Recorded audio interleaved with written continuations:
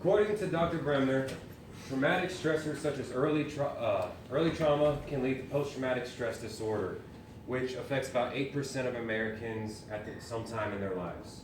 This condition affects the makeup of the brain and can be caused by numerous events, not just combat. Knowing the signs and symptoms of PTSD is the first step to recovering. Knowing how it affects your brain will help you understand the longer lasting effects. My primary sources on this speech are the Brain and Behavior Research Foundation and Dr. J. Douglas Bremner, who conducted a government-funded study and was published in the Dialogues of Clinical Neuroscience, and also wrote for PTSD in the Brain. PTSD is a life-altering affliction that affects more than just soldiers. The first step in any successful game plan is knowing your enemy. So what we have on the board is two pictures of a brain MRI. You got a normal one on the left and one that's been affected by PTSD on the right. PTSD has physical and chemical effects on the brain. The brain is constantly developing from life till death. The studies have shown serious effects on three major areas of the brain: the prefrontal cortex, amygdala, and the hippocampus. The amygdala controls emotional, survival instincts, and memory.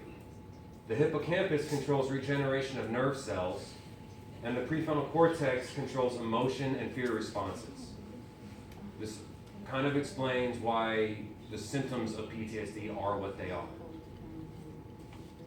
Knowing what areas are affected helps explain some of the symptoms.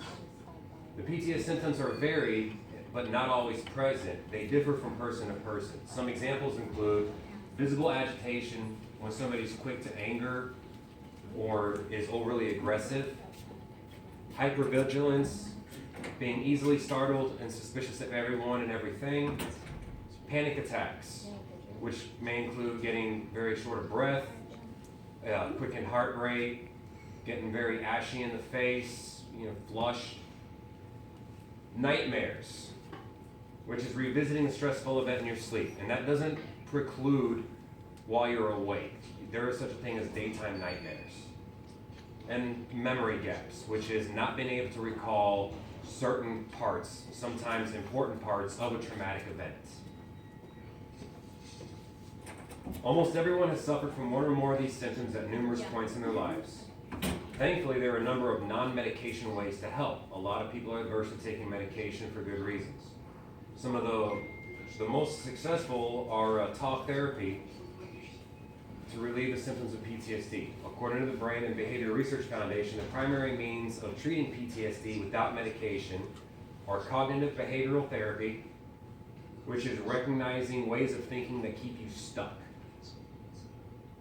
exposure therapy, which is repeatedly telling your story until it no longer elicits a strong emotional response; and eye movement desensitization and reprocessing, which combines exposure therapy with guided eye movements to process and retrain after traumatic events. Dealing with PTSD is never easy, but managing the symptoms is an effective way to regain some semblance of normalcy. Oh, there's it. You know what that is? Things make people happy. Right. PTSD changes the very makeup and function of key areas of our brains. By understanding what it does, we can begin to undo the damage and continue to live a healthier life. Knowing the symptoms and seeking help are the first steps to recovery. In today's society, we know that PTSD is more than just a superficial wound. Thank you very much for attending.